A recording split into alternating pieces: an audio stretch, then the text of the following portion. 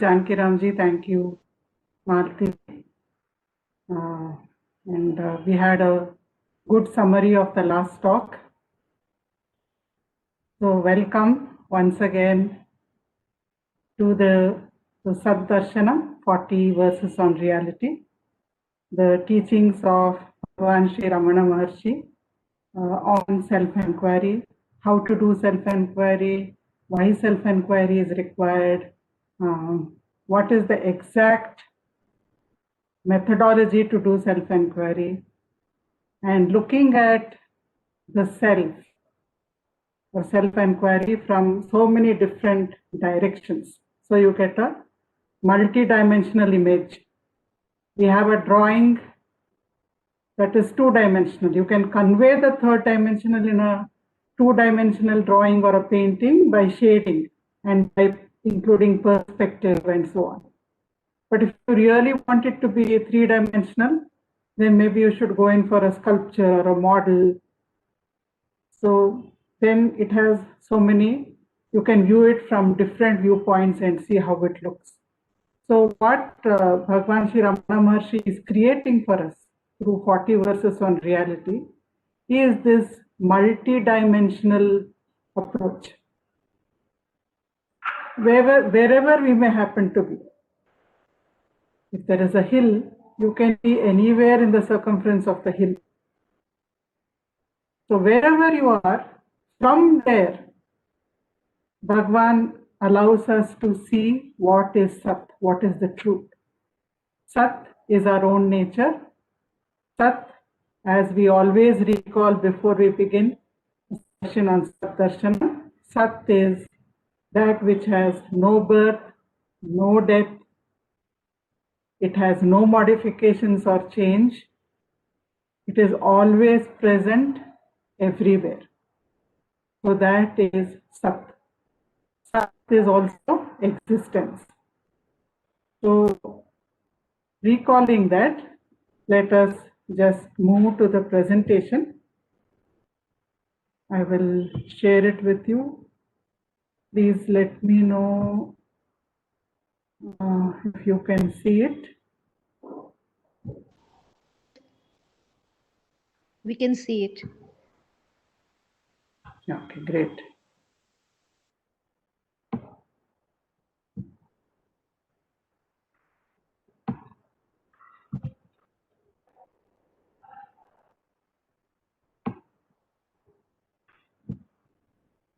Okay, so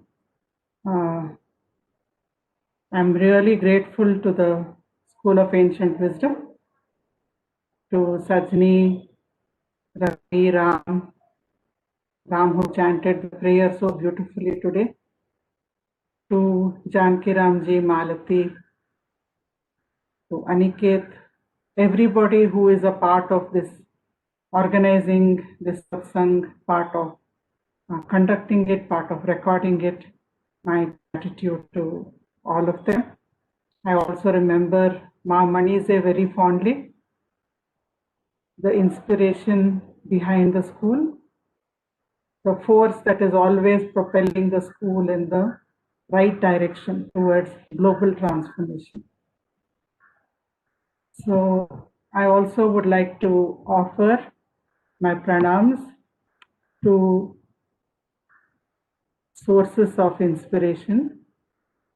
Of course, Bhagavan Sri Ramana Maharshi, who is the author of Sat Darshanam, and Sri Narasimha Prabhuji, founder of Light of the Self and Atma Jyoti Vishwa Gurukulam, who is guiding me on the path of Atma Vichara, to Sri Adi Shankaracharya, who has left behind a great legacy of literature on self-inquiry, on Advaita Vedanta for all of us. I would like to begin by chanting Gurur Brahma, Gurur Vishnu, Asatoma Satkamaya. With your mic on mute, please join me. Let us chant together. Om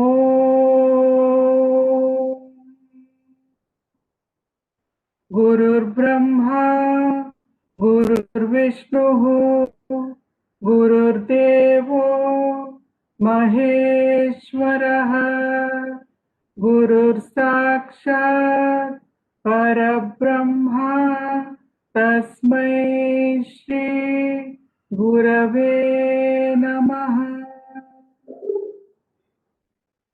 असतो मा सद्गमय तमसो मा ज्योतिर्गमय मृत्योर्मा अमृतं गमय। ॐ शान्ति शान्ति शान्तिः।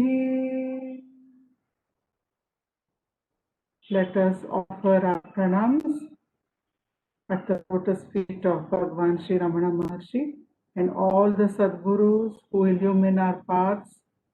May their grace, may their blessings light the lamp of awareness within us.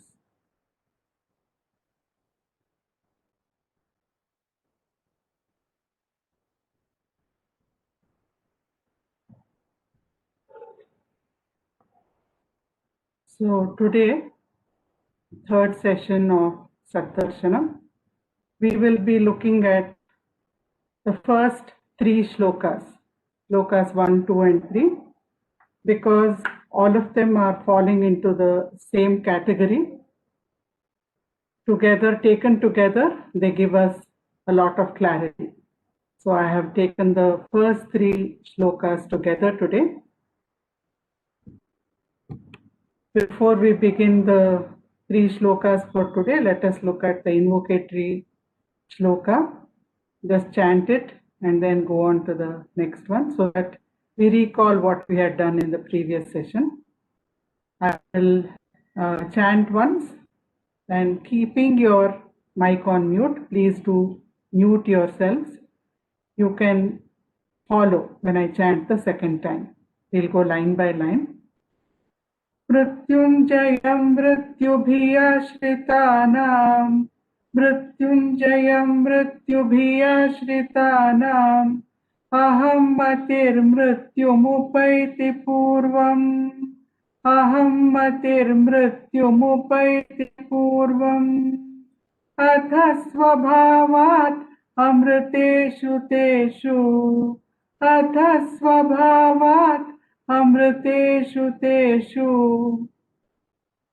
कथं पुनर्मृत्युधियोऽवकाशः कथं पुनर्मृत्युधियोऽवकाशः.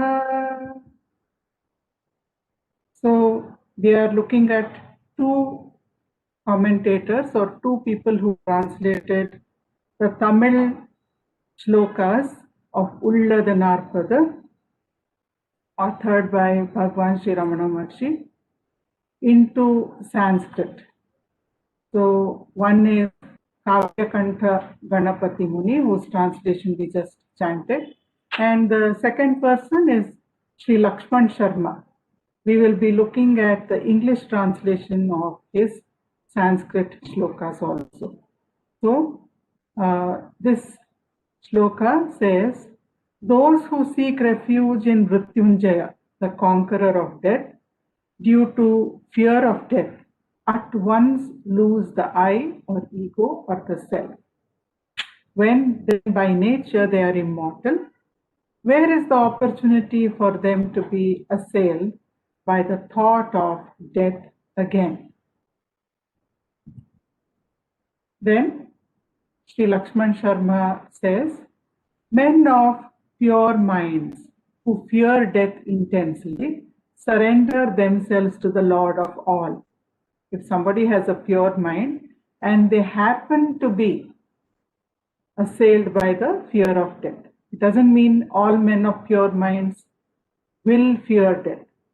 But if they happen to fear death, then they can use that itself as a propelling energy to bring about surrender. So if they, then when this fear, if it arises, they surrender themselves to the Lord of all, the blissful one, the indwelling self, who is free from birth and death. Through surrender their ego along with their attachments is extinguished. How can they, having one abode in immortality, have any thought of death? So this is what we had done last time. So I will not go into it in detail again. We will move on to the first shloka. So there were 3 questions by Sri Janki Ramji. He had sent me 3 questions by WhatsApp. One question talks about legacies can be very inspiring for other people. So when I spoke about leaving a legacy is also an unconscious urge to perpetuate ourselves. That means to have a feeling that I am immortal, something will live on even after the body is gone. So then should we not leave legacies, is the question Janki Ramji is asking. So that is not what I said. If it gave that impression, then that is not what I meant. It is good to leave behind inspiring legacies. But I just brought that in because of the unconscious desire that is there. One desire may be to do good for humankind.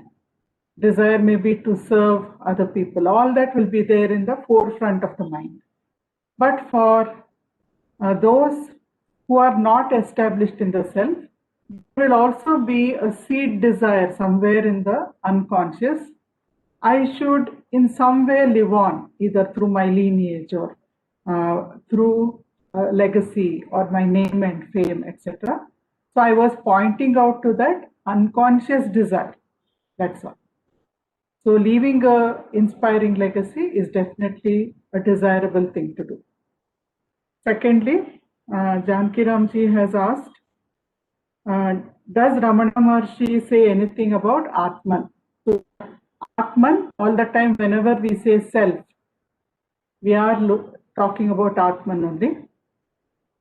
So Bhagavan Shri Ramana Maharshi repeatedly says, the self or Atman is Sat Chit Ananda, existence, consciousness and bliss. And Advaita Vedanta, which is also the viewpoint that are reflected in the teachings of Ramana Maharshi, it says that Atman and Brahman are one and the same thing. So Atman, Paramatman, Brahman, they are all synonyms because in essence, they are Sat, Chit, Ananda.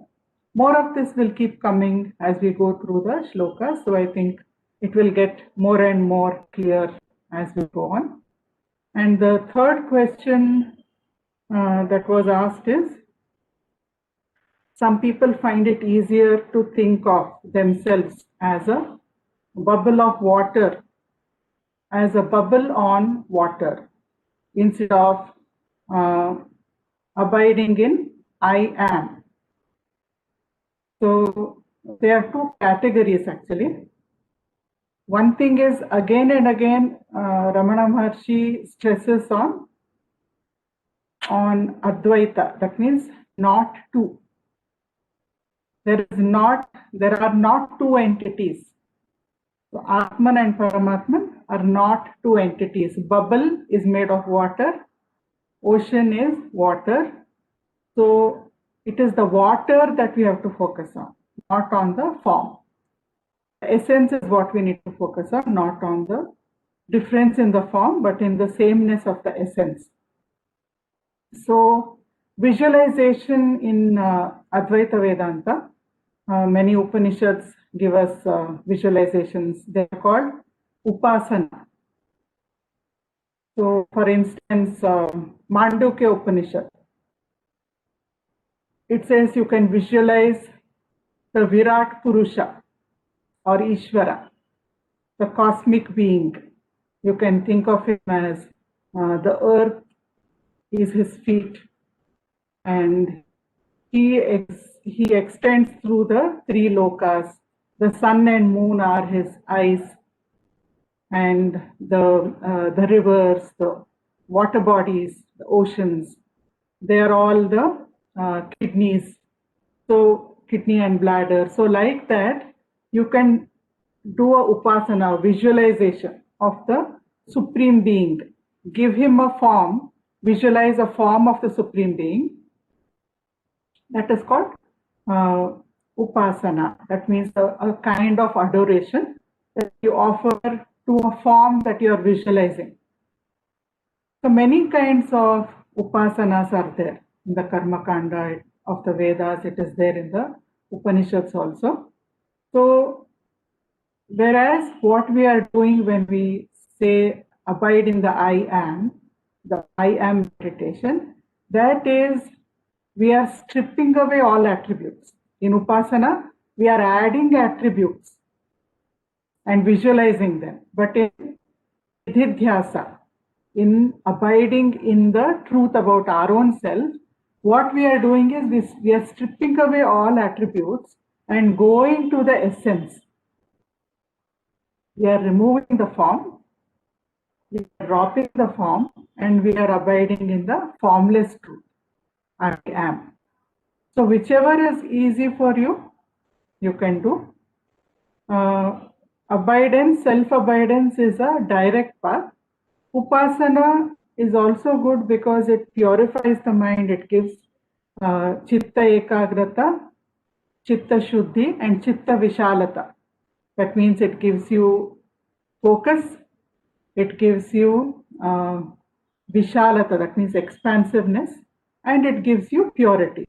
But from there, finally, we have to move on to nididhyasa. That means abidance in the formless self. So I hope those answers are satisfactory. Thank you. Let us now, okay, Jankiranji, thank you. Let us chant the first shloka. I will chant once, and keeping the mic on mute, let us chant together also. Repeat it once. Sarvairnidanam jagatohamascha, Sarvairnidanam jagatohamascha, Vachya prabhu kaschidapara shaktihi, Vachya prabhu kaschidapara shaktihi, Chitre tralokyam cha vilokita cha, Chitre tralokyam cha vilokita cha, पठ प्रकाशो प्यभवत्स एकः, पठ प्रकाशो प्यभवत्स एकः. So here Sri Ramana is saying, Sarvah Nidanam Jagato Aham Ascha. Nidanam means the cause. The cause of all, of everything, including the Jagat, that which comes and goes, the world around me, including the world, Aham, and me. So, the cause of everything, including the world and me, Vachyaha Prabhuhu Kaschid Apara Shaktihi. Vachyaha is pointing to, can be inferred. This can be inferred from the fact that the world and I exist. From this, what can I infer? Vachyaha. I can infer that there is a Prabhuhu, there is a Lord. Kashchir, who? Apara Shakti, who is all powerful, who has immense power. Chitretra lokyam cha vilokita cha patha prakasho apya bhavatsa eka. So here Sri Ramana Maharshi is giving the example of Chitretra, like a film or a movie. Lokyam cha, whatever is seen. Lokyam, what is seen. Cha, and Vilokita cha, and the seer, the one who is seeing everything. Patha, Pataha means screen, the substratum, the background. Prakasho, light, the light through which all this is appearing. Apyabhavatsa ekaha, all of them actually the one, the Supreme Being. So what we need to understand here is, at this time when this shloka was written, the moving pictures just came to India. That means a moving picture. Till then, only photographs were known. Suddenly, films came to India and it was a big sensation. So just like in the Upanishads, we find old-time examples, the rope and the snake, the post and the ghost. So we find whatever is familiar to people, those similes are used to bring the truth home to us. So when the moving pictures came, Sri Ramana Maharshi used that as an example here. So he says a film. In a film we see different things happening. We see trees, mountains, rivers, vehicles on the road, etc. And then there is a spectator. There are people who are watching the film. And there is a screen. And the whole film is being projected on the screen. Prakasho, there is a projector from which a light beam comes and projects the whole film on the screen. But in reality, the film, everything that is there in the film, the person who is watching the film, the screen on which the film is being projected, and the light beam which is bringing the film, through which everything that is on the screen is becoming visible also. Everything is nothing but the Supreme Being. It is a manifestation of the Supreme Being. When it is said that when the Shankaracharya of Kanchimat read this shloka, he was really greatly struck by the example. He said it's such an apt example that has been given by Sri Ramana Maharshi. So let us look at the translation. Due to the existence of myself and the world, the presence of a primary all-powerful one or Lord is inferred. The seer, the seen, the screen on which the pictures are projected, and the light which illumines all this are only He, the One.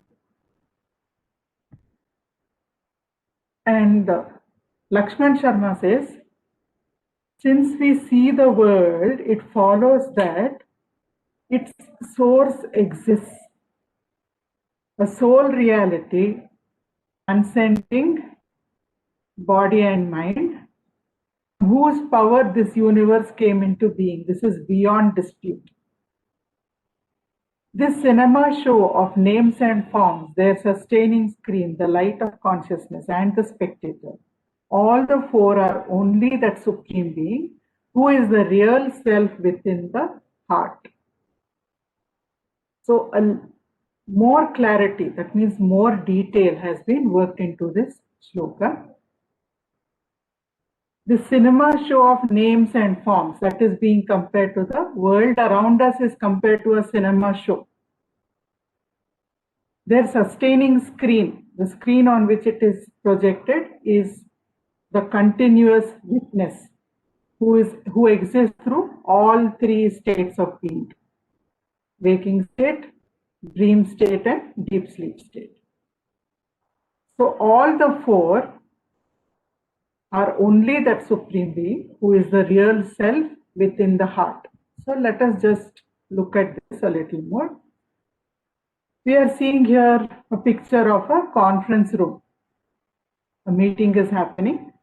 You can see at the top there is a projector on the wall, and from the projector a picture is being projected on the screen. Somebody is actually pointing things from the picture, and there are people who are looking at the picture.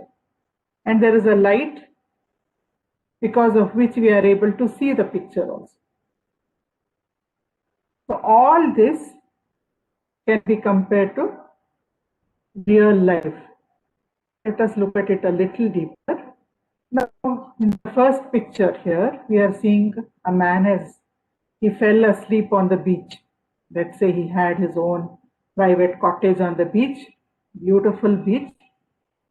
I'm sure all of us would like to live on a beach like this. So he has a private cottage on the beach. He has his own private stretch of beach. And it was very hot in the night, so he just lay down on the beach and fell asleep. As the sun rose, he is waking up. So when he was asleep, first thing was, let us say, sound sleep, in which nothing was there, no world, no body, mind, intellect, no thing, there were no objects. There was only the subject or the seer. There was only the substratum. But the minute he woke up, his eye starts seeing things. Just look at the picture on the top right hand corner. So if you see an object, the man is seeing the clouds and sky and ocean, sand, etc. But suppose you are looking at something like a truck. So first, when the eye sees the truck, light beam from the truck goes into the eye, it hits the retina, and you will see an upside down image of the truck in the retina, which is then taken through nerves to the occipital center. That means the center at the back of the brain, which is responsible for vision. There it is projected the right way up. So we see and we say, oh, that is a truck. We are not normally aware of all this happening. If somebody teaches us in a physics class or a biology class, then we say, okay, this is happening. Otherwise, we say, okay, there is a truck there. But in fact, we are seeing that truck inside us. Everything that we say is outside. We are seeing it in a small area of the brain. We see it in the brain and then we say it is outside. So this man, when he wakes up, there is this movie waiting for him, a moving picture. This whole world, beautiful world, things are moving, things have taste, smell, sound, you can touch them, everything. So this 5-dimensional reality, which gets through his senses, it is all happening inside the brain. Everything is projected inside the brain. So this whole world is actually inside the small 3-pound universe we call the brain in the head. But we get the feeling this whole thing is outside me. So that is one movie which Bhagavan is talking about. Moving names and forms. We give a name to it. We say this moving object is a truck. This moving object is a dog. This moving object is a human being. So name and form. Then there is the other movie. Left hand, we see a person sleeping. There's a girl sleeping and she's dreaming. In her dream, all her friends are there. They're eating something. Maybe they've gone on a picnic or they're in an outdoor restaurant just sitting on a bench or maybe in a park. So in her dream, she is also there. She is also eating. She feels she is a separate entity from her friend. She is different from the sandwich she is holding in her hand. She is different from the bench on which she is sitting. She is different from the park, the grass, the trees, the road, the vehicles. She is different from all that. This is a world. And she is an individual, even in her dream. But when she wakes up, what happens? When she wakes up, if she thinks about the dream, if she thinks deeply about the dream, then she will realize all those people didn't actually come. It was all a projection of my own mind. It was like a moving picture. But in my dream, it appeared real. In my dream, I felt when I was dreaming, it's actually happening. But when I woke up, that's when I realized it was all my own mind. I was my friends. I was the sandwich. I was the park. I was the bench. And when something happened to me, when my sandwich fell on my dress and it got stained, when the cigarette lighter, by chance, my friend's cigarette lighter, it fell on a piece of paper and the paper started burning. When water fell on me and I became wet. When I woke up, I was not wet. My pajama suit was not stained by the sandwich. Whatever had happened in my dream, it had no impact on this sleeping body. So in the same way, Bhagavan is saying, this movie which is happening, it doesn't affect the screen of awareness, the witness who is watching this movie, who is there in all three states, is not affected by anything that is happening in the dream. This person who is sleeping is not affected by when he wakes up or she wakes up. Then we understand, actually that was nothing happened to me. In my dream I was scared, in my dream I was angry when water fell on me, but actually nothing happened to me. So the dream character was also me, all the people in my dream were also me, that water was also me, and this person sleeping on the bed is also me. Then we also have a mirror reflection. So in the first statement, the world that seems to be outside me is actually within me, whether it is the dream world or the waking world. I'm seeing them actually within me, but I feel that they are outside me. Then we come to the last picture. We see a lady sitting in front of the mirror and she is looking at her own reflection. So in a reflection, let us say, suppose the reflection in the mirror, that becomes real, let us say. That reflection in the mirror, if it starts, fantasize for a minute, okay? Suppose you're looking at a reflection in the mirror and that reflection, which is inside the mirror, suppose it begins to think, this is me. It forgets that it is a reflection. It forgets that there is a person outside because of whom this reflection is happening. Now suppose that reflection itself starts thinking, I am the original. There is nothing else. This is me. This, I have feelings, I have thoughts. I am this reflection. I am contained within this mirror. I cannot go outside the mirror. Within this mirror, that is my domain. And I exist. I am real. Suppose the reflection starts thinking like that. Then what will happen? So, this is what I have taken a parallel shloka. What we have learned from this slide, I will continue the mirror analogy in the next slide also. So from this slide, we have understood the world which is inside, which I actually see inside, appears to be outside. To me, it appears as if it is outside. Then the non-self, which is not I, that means the body, mind and intellect, especially my thoughts, feelings, beliefs, concepts. These are not I, these are not the self with a capital S, but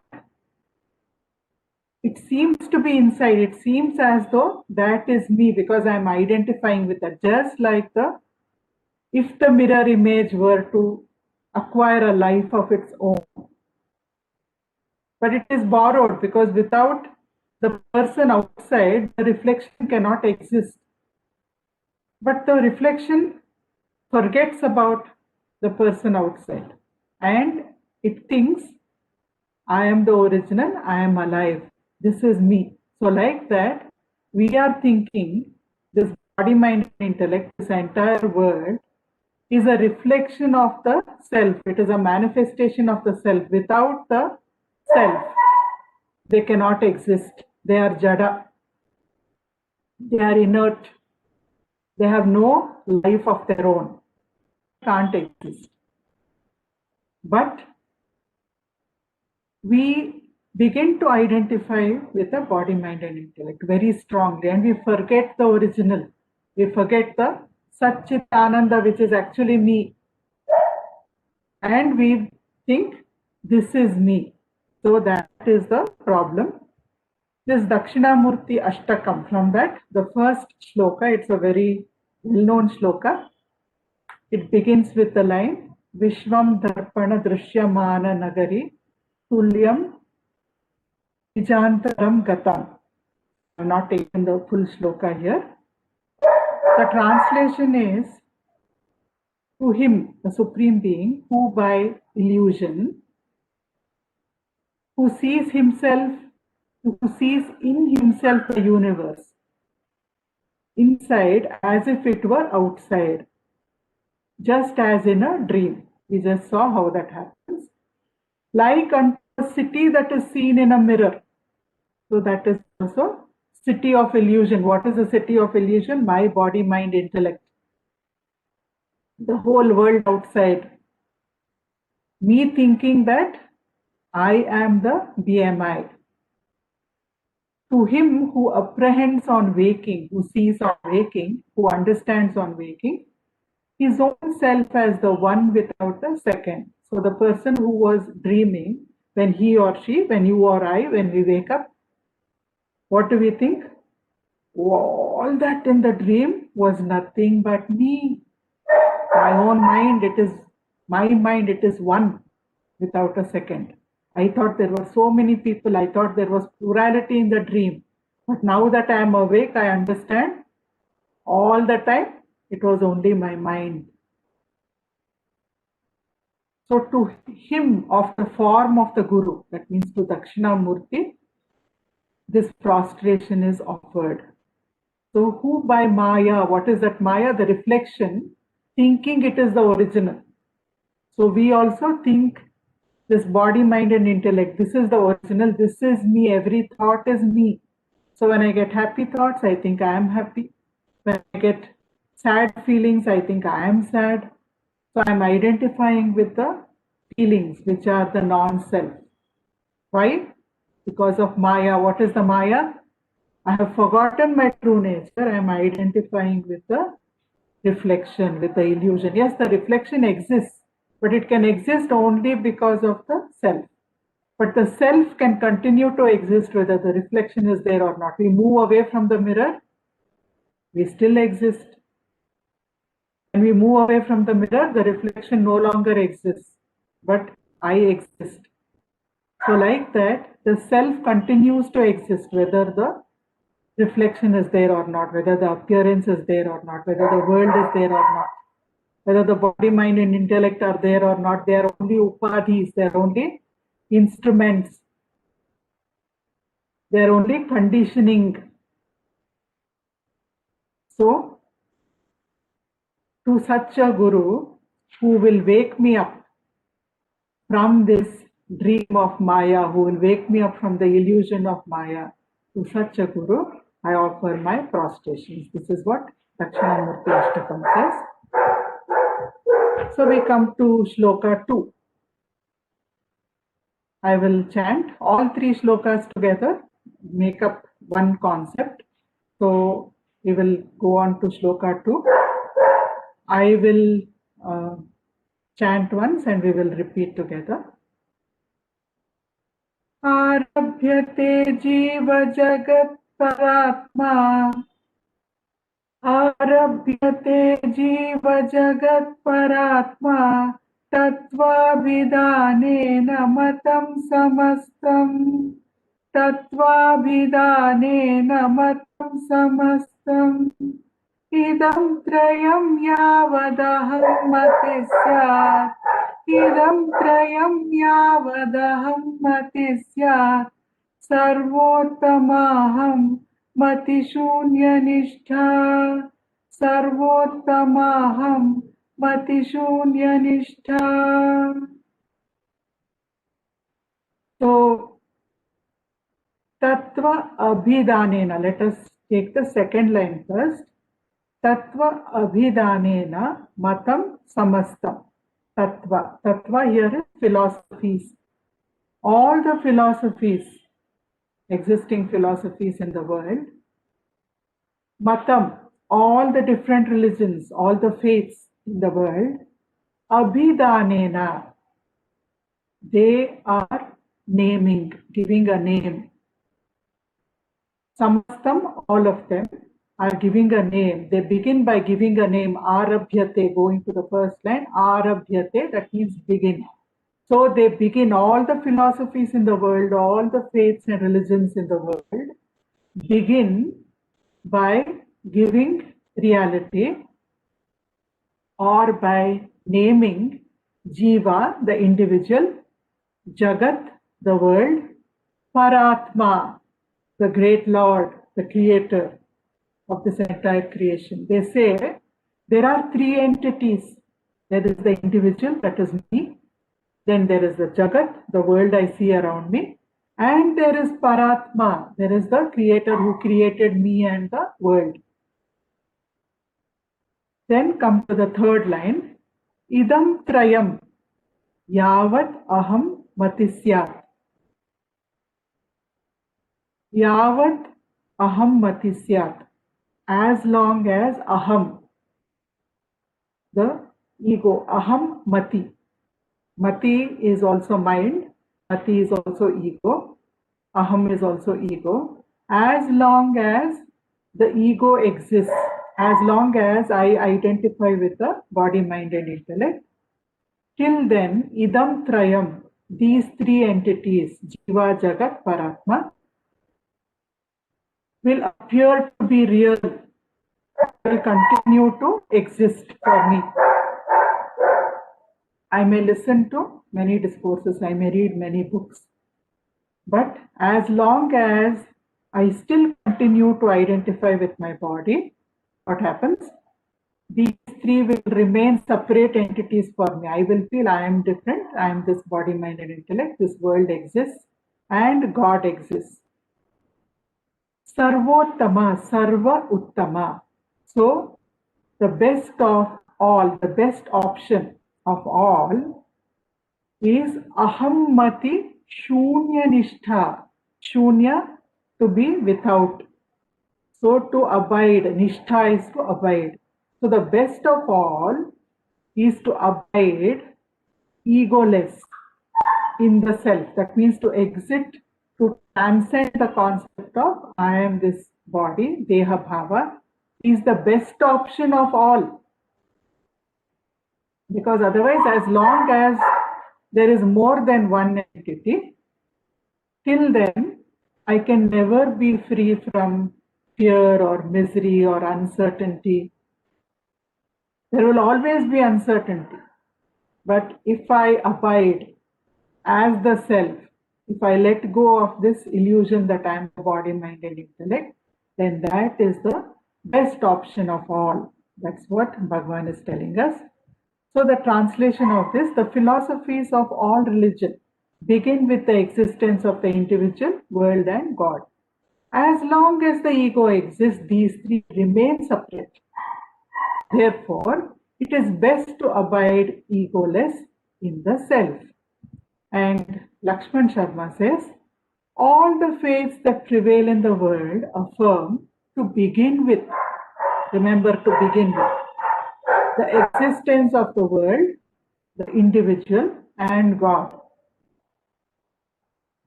The two contentions, namely that one reality is sensed as threefold. That means the one is appearing as the three, and that they are three distinct entities, are upheld. That means the mind will go on holding up this illusion. The mind will go on feeling that this illusion is reality, as long as I have the sense I am the body. As long as I feel I am the body, I believe I am the body, these three will remain separate for me, though they are a manifestation of the one reality. But the highest state is to be firmly established in one's real nature as the self by giving up that delusion. So here, this is what Lakshman Sharma is saying. So all the religions in the world, Bhagavan says. So just to underline, I have put the slide. They, to begin with, it is not the end. All of them will start by saying that there are these three entities, because you have to begin where we are. Wherever the seeker is, that's where you need to begin. Otherwise, people tune out. So you begin where the seeker is, and then step by step take them to the actual reality. Now, just looking briefly at the sadhana of Ramakrishna Paramahamsa, how this has a bearing on the meaning or the essence of this shloka. Many of you will have read the biography of Sri Ramakrishna Paramahamsa. I will not go into it in great detail. But one of the remarkable things about the sadhana of Ramakrishna Paramahamsa is that he found the same truth trying out many different paths. And through his experience, he proved to seekers like us, every path will take you to a point from where you have to move, let go of the form and abide in the formless. So, one of the sadhanas that he did, which comes into the framework of Sanatana Dharma, is the sadhana of Radharani. He went into Madhura Bhava. He wanted to see what Madhura Bhava is like. That means when you regard God as your beloved. So, Mathur Babu, who was son-in-law of Rani Rasmani, who owned the Kali temple where Ramakrishna Paramahamsa lived. Mathur Babu was a great supporter of Ramakrishna Paramahamsa. He was a devotee of Ramakrishna Paramahamsa, and whenever he could, he would try to facilitate whatever Ramakrishna wanted. So when Ramakrishna Paramahamsa said, I want to be in Madhura Bhava, so Ramakrishna Paramahamsa was like an actor. He would throw himself heart and soul into roles. That we can see even with Bhagwan Sri Ramana Maharshi. When he got that fear of death, when he was a 16-year-old boy, he didn't try to reason it out. He didn't try to go and contact anybody, but he actually enacted death, physically lying down and pretending he was a corpse. So like that, Ramakrishna Paramahamsa, supported by Mathur Babu, he dressed like a woman. He even wore a wig. He wore gold jewelry, he wore a sari, one day he would wear a lehenga. So Mathur Babu supplied him with different costumes. And he put himself so much into the role, he forgot he is a man. Vivekananda, while talking in the US about this sadhana of his guru, he says, through this sadhana, Ramakrishna Paramahamsa proved to himself and to the world that the Atma or the self has no gender. It is beyond gender.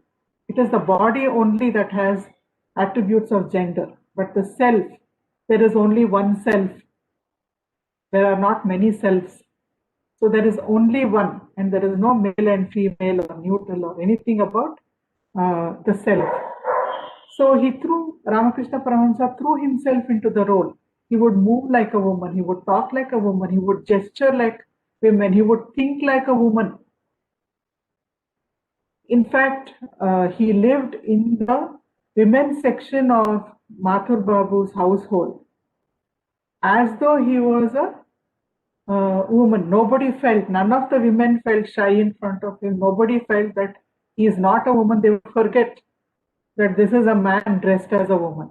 And if people came into the room, it was difficult for them to distinguish who is Ramakrishna Paramahamsa.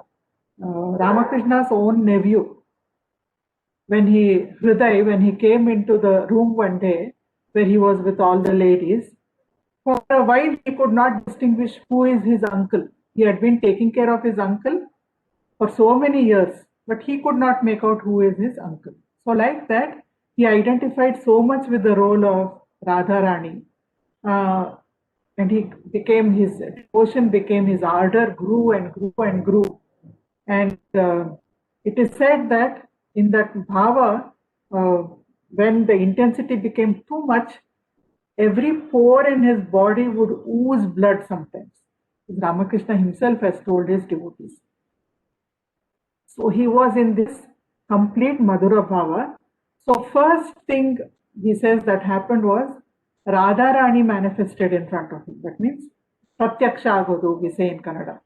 The deity in a live form, which only he could see, manifested in front of him and came and merged into his body.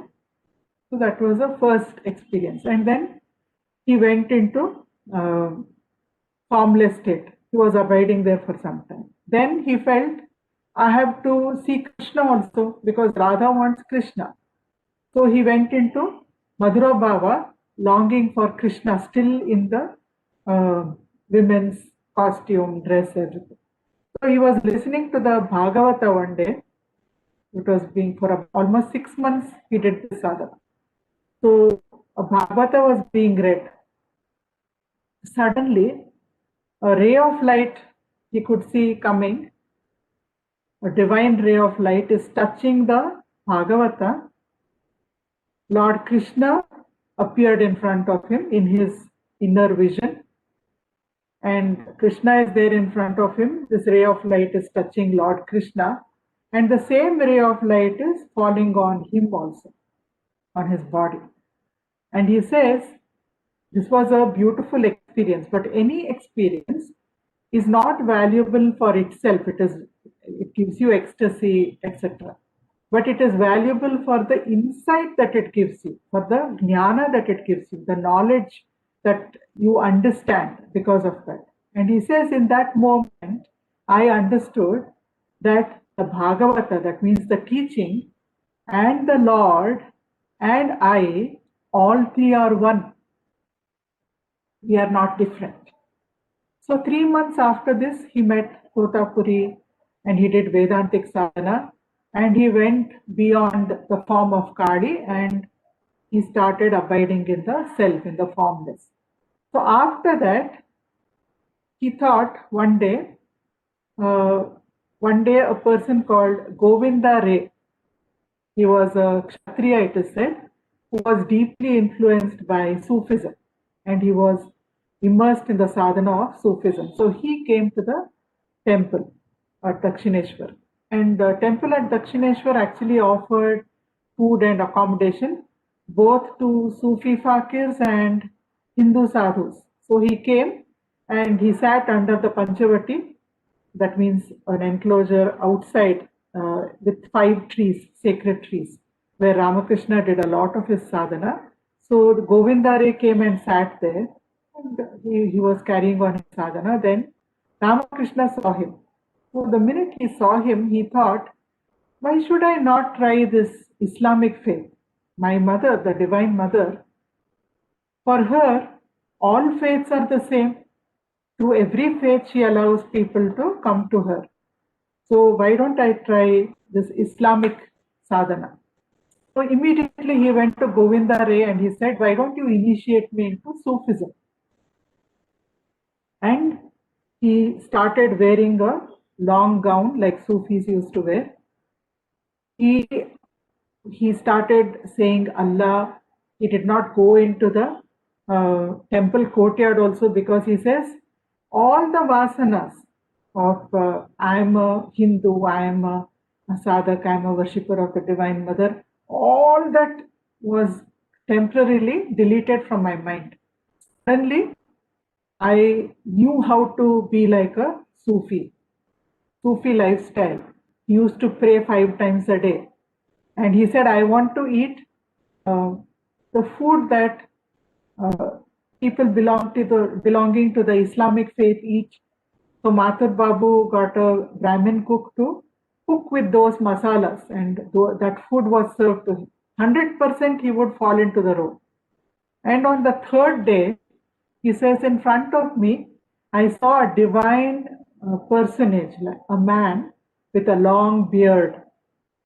He had not seen a photo of Prophet Muhammad at that time, probably, but he saw a being resembling Prophet Muhammad. And that being walked towards him and merged into his own body. And he says, after that, once again I was abiding as the self. So even through this Islamic faith, I understood it is possible to move from the form to the formless. And then one day, he used to go and walk in the garden sometimes of Jado Malik, a person who lived nearby.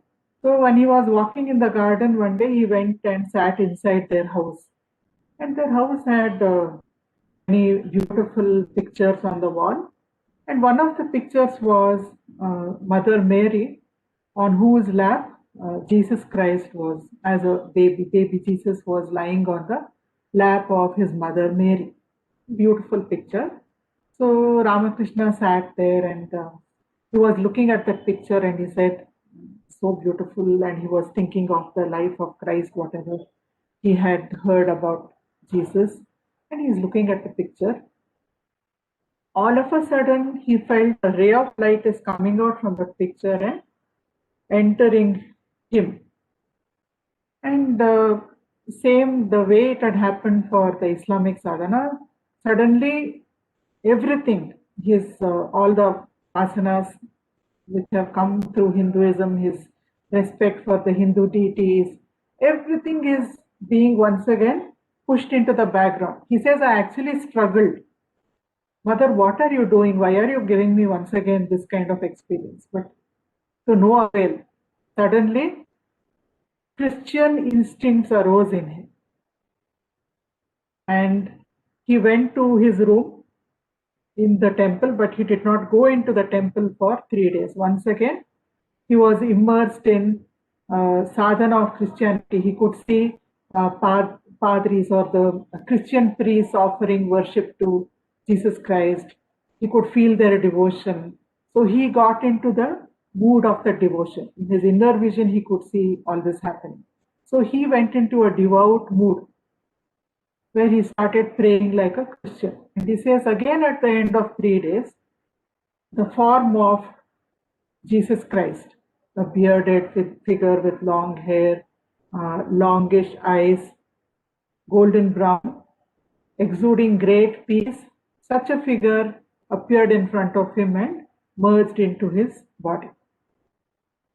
And he says, once again, I was catapulted from the form to the formless, and I was abiding as the self.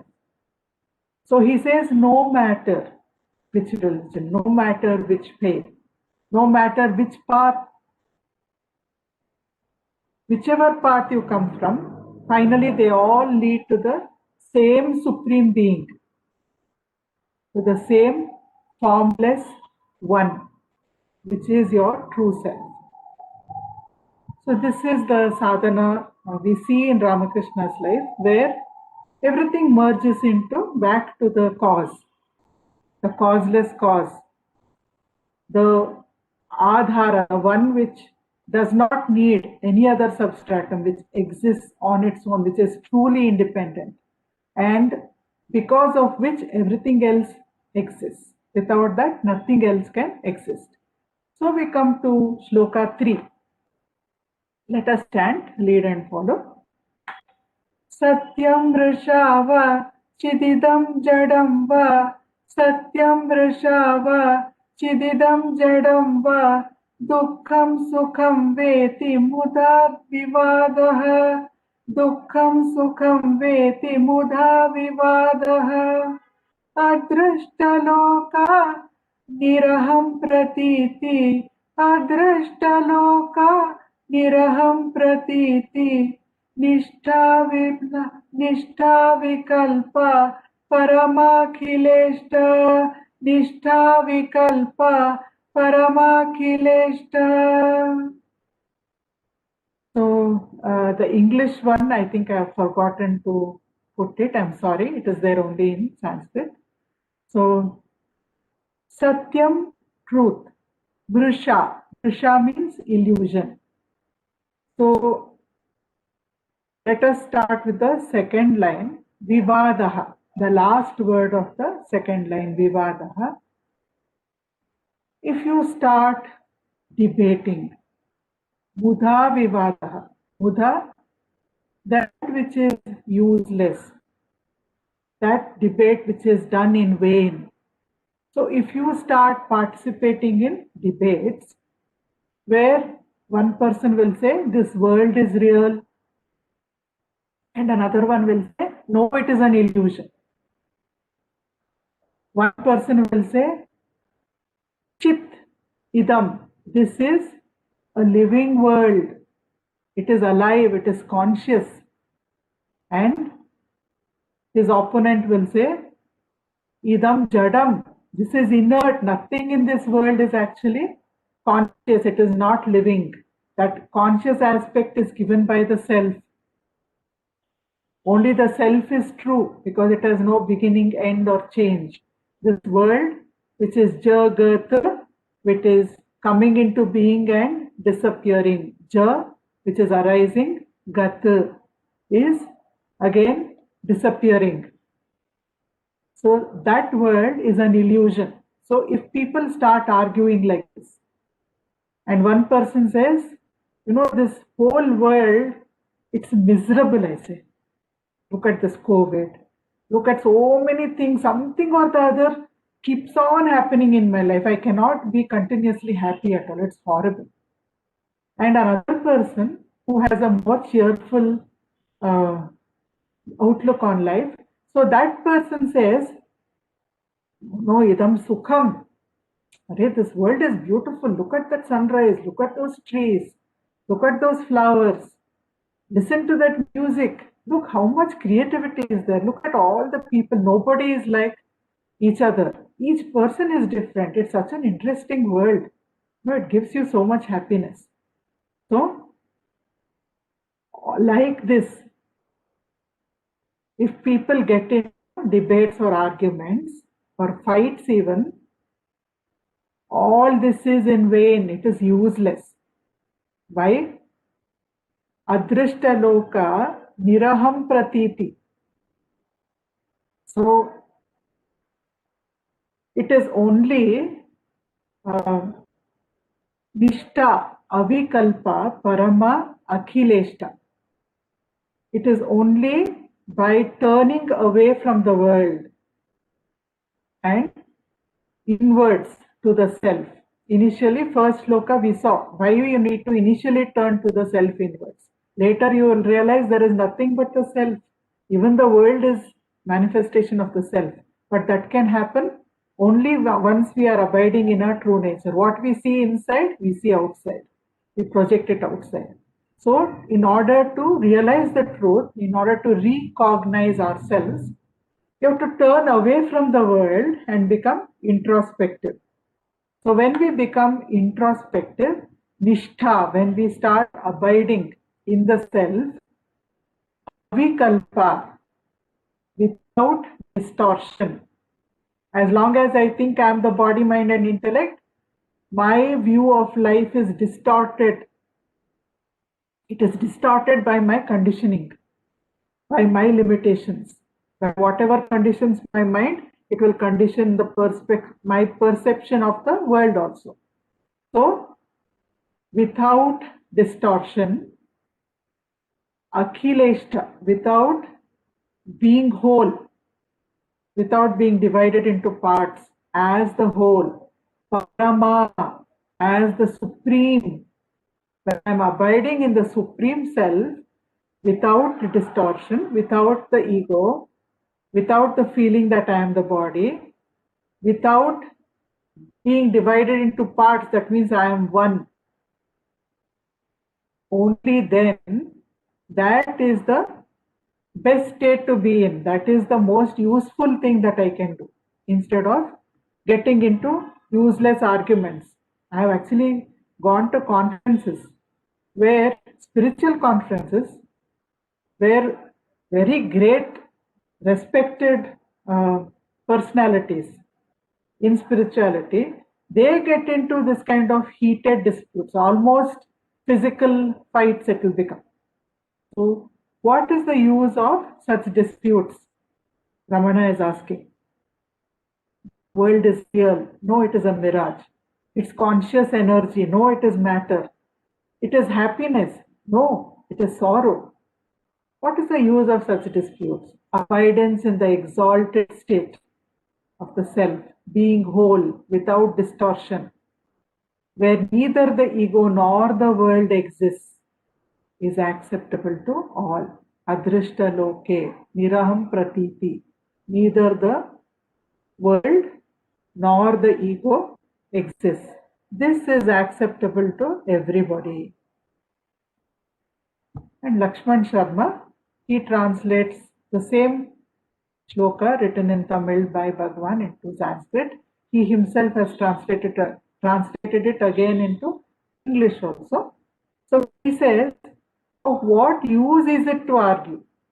The world is real, it is an illusory appearance. It is endowed with consciousness, it is inert. It is happy, no, it is miserable. That state of egolessness that transcends duality and unity. There is neither one nor two. There is no other, that's all. That is our own nature.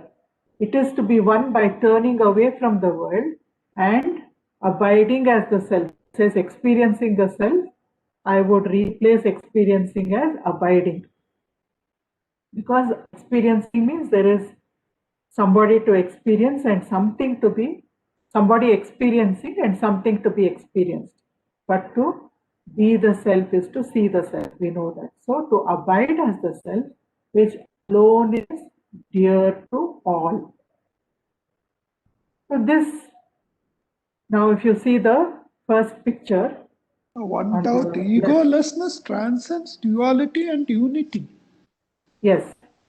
Unity also means there is, unity means there is non-unity. No? When I'm saying unity, I'm saying that I'm implying there is something that is not united. Duality, I'm already saying that. Yes. When I say unity, I'm saying there is something called duality, which is the opposite. Opposite of that is unity. But here we say Advaita. We don't say Ekatva, we say Advaita. Advaita means there is no other. There is no other. That's also like in deep sleep. There is no other in deep sleep. The strange thing about deep sleep is whether I am sleeping or you're sleeping, or Malti is sleeping, or Vasu is sleeping, or Ram is sleeping, or Sajni is sleeping, or anybody is sleeping, anywhere in the world.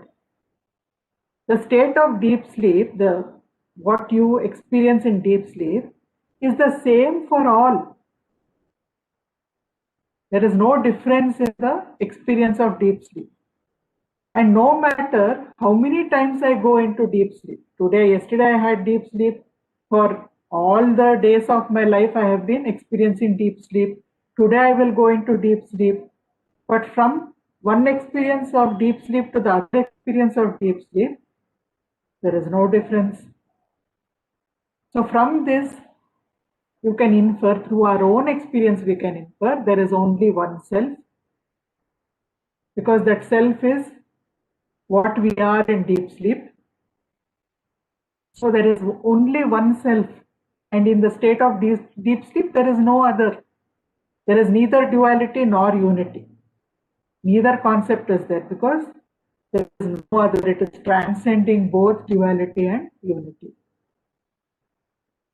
And each time I go into deep sleep, it is the same, no change. So the self is changeless. But each time, though it is the same, it gives me the same amount of joy. Therefore, it is constant. It is Satchit Ananda. So in this first picture that we are looking at, top left, there is a mango tree. Already it is laden with ripe mangoes. We are also going to get the mango season soon, or maybe it has already started. And we see 4 children there. 3 of them, they are starting to eat the mangoes. They have plucked mangoes. They are starting to eat the mangoes. And there is one more boy who is sitting a little apart. He is not eating the mangoes. He is actually counting how many mangoes are there. 1, 2, 3, 4.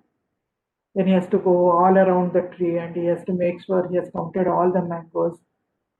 Is it easy to count the number of mangoes in a huge tree which is laden with mangoes? It's not easy. And by counting those mangoes, can he actually taste the sweetness, the juice, the flavor? Can he get the aroma of the mango? No. He can get it only if he bites into the mango and starts eating it. So, Ramana is saying, do you want to sit in the sidelines and just keep arguing? Suppose 2 people are counting, one will say there are 101 mangoes, one will say there are 126 mangoes.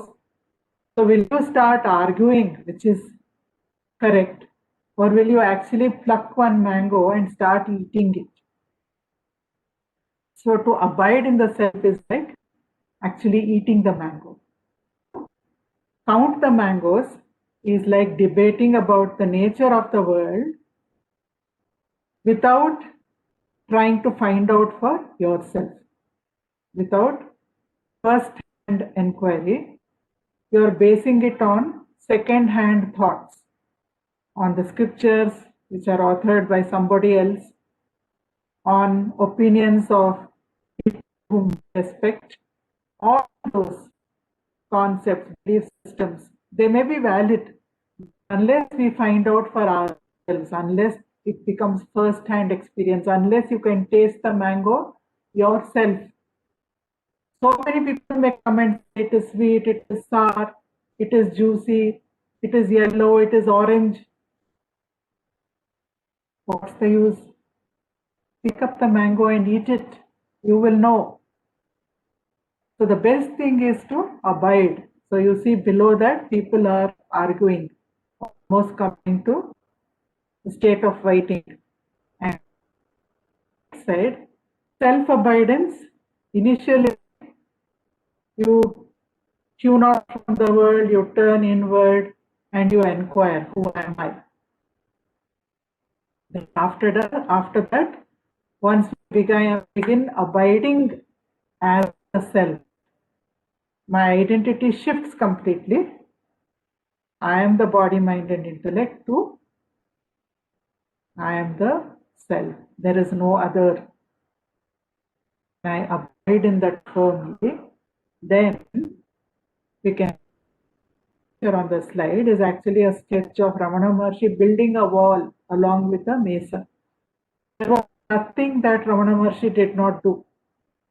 Also, when we were doing Upadesharam, we would get up at 2 or 3 in the morning. He would go to the kitchen. He would collect vegetables from the forest, collect all kinds of edible leaves, etc. He would cook. He would serve. Then he would go and build walls and embankments, benches. He would write. He would correct proofs.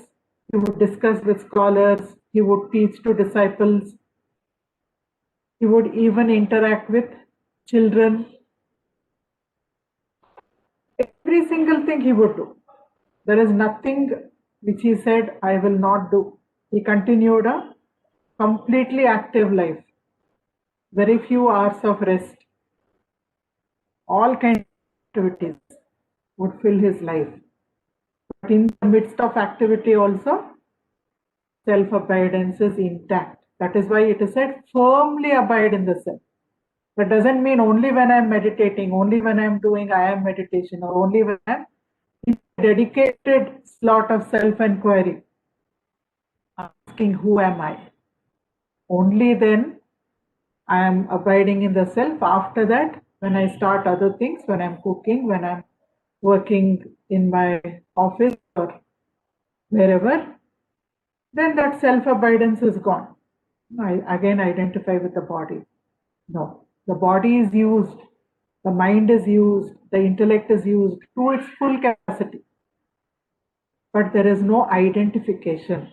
You are driving a car, you don't think I am the car.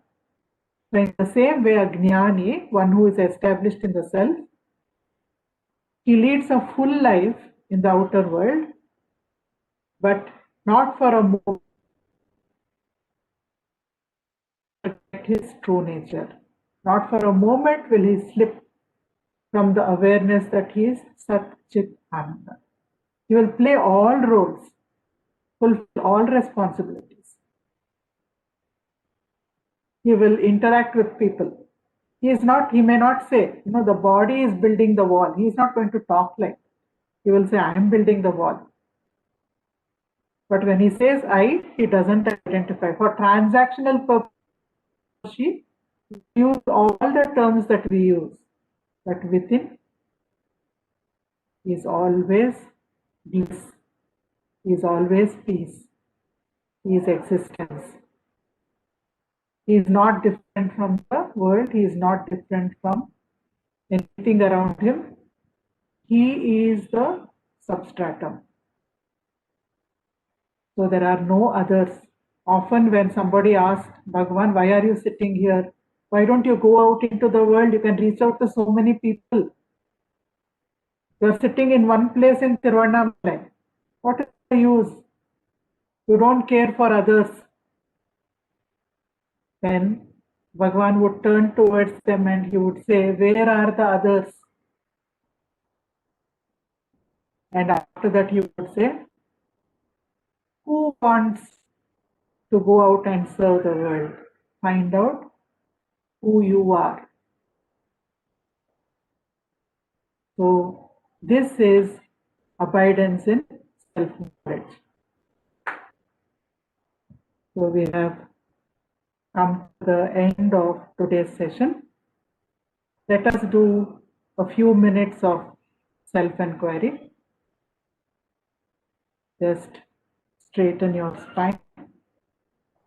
Take up a comfortable meditative posture. Close your eyes lightly. Each time we go into meditation, we have to go with a fresh knowledge of our own nature, of the self, which has been given to us by the first three shlokas of Darshanam.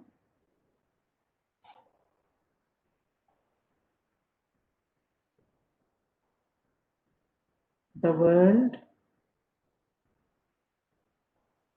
the light of awareness. You are aware of everything, even what you see, smell, touch, whatever sensory inputs you get. Without awareness, perceive any of it.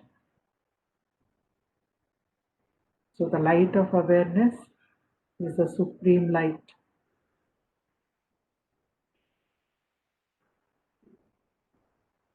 The self is manifesting as the world. The self is the light, because of which you can see what is manifested.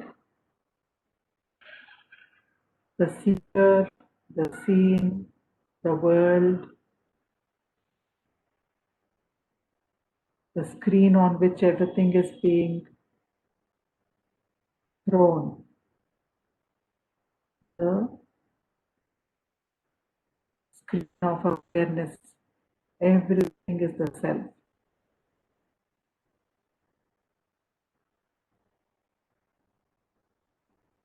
Close your eyes. Allow the mind to be silent. If a thought arises,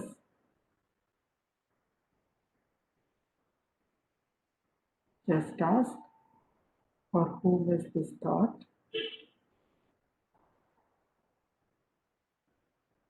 It is for me. Then who am I?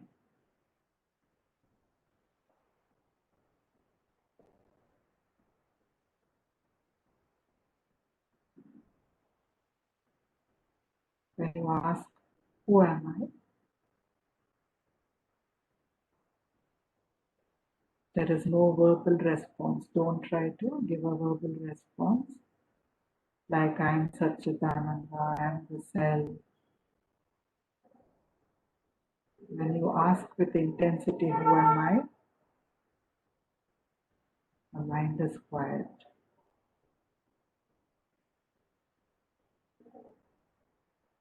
Stay there.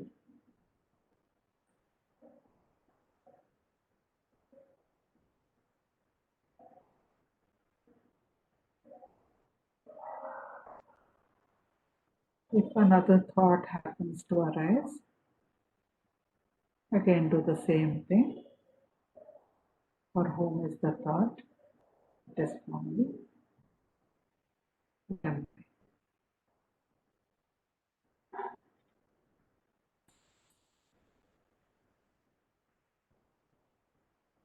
You can also non-verbally shift your attention from the thought to the witness of the thought. Who is aware of this thought? Non-verbally, you can shift from paying attention to the thought to paying attention to the one who is aware of the thought. Whatever works for you. If the verbalization works better, stick with it. If that becomes heavy, then just non-verbally, if a thought comes also, identify with the witness of the thought. That's all.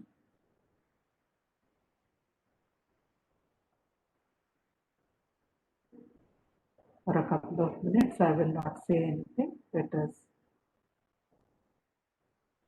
just abide in the stillness.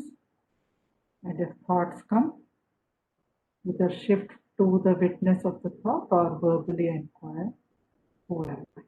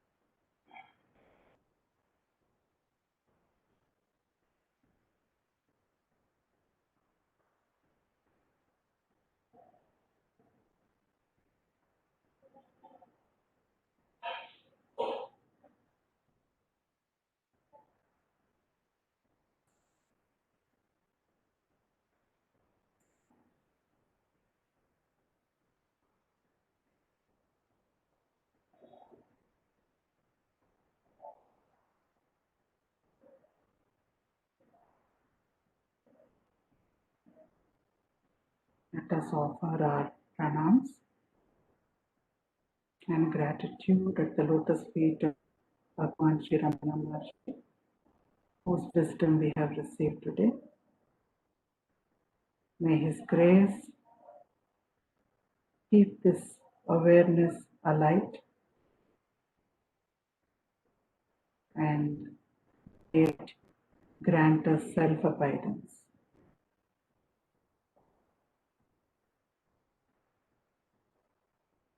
Whenever you're ready, whenever you feel like it, open your eyes.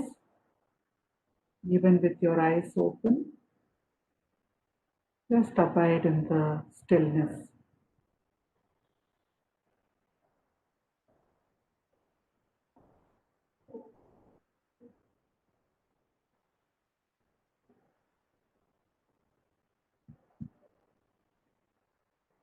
I thank each and every one of you for being a part of this session. Lokaha samastah sukhino bhavantu. May all beings stay happy.